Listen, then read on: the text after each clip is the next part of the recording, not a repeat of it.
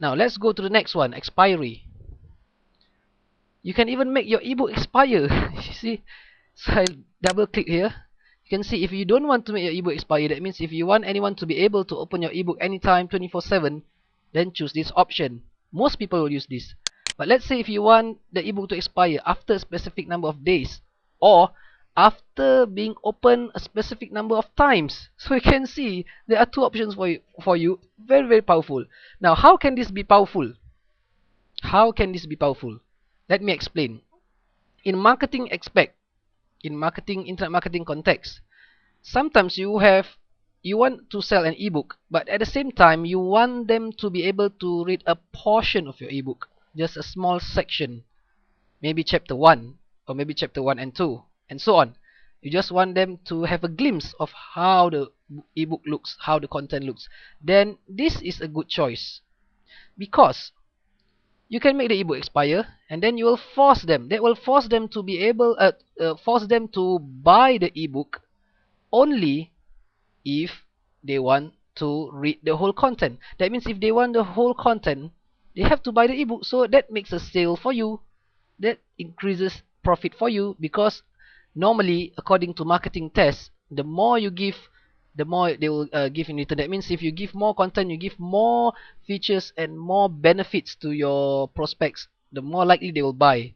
So by having a trial version, or having a what do you call that, a way to make them see how the content looks like, and especially in the first chapter or the second chapter, you have to make that section to be very powerful, and you have to add something which will make them want to read more.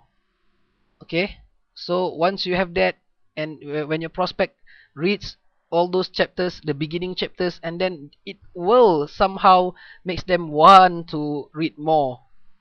It will somehow makes them want to know more about the whole content, so that will force them to buy an ebook, to buy the ebook, your ebook. So you can make the ebook expire after a specific number of days. Then you can choose the number of days before you want the ebook to expire. Maybe 1 day, 2 days, 5 days, up to you.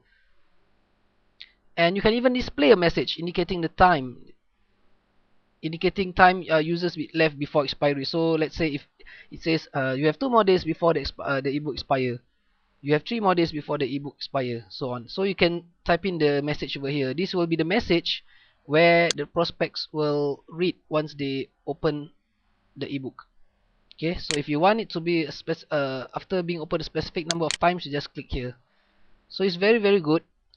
For me personally, I think, or I prefer it to be the second option over here, after being opened a specific number of times, because once they open, like for example, once they open the ebook for 2 times, for example, and then they read the content, which of course I won't allow them to print or copy, and then of course they need to switch off the computer, they need to go for sleep, they need to go to work. So once they read for the second time, and then when they close the ebook, that's it, they can't open the ebook anymore.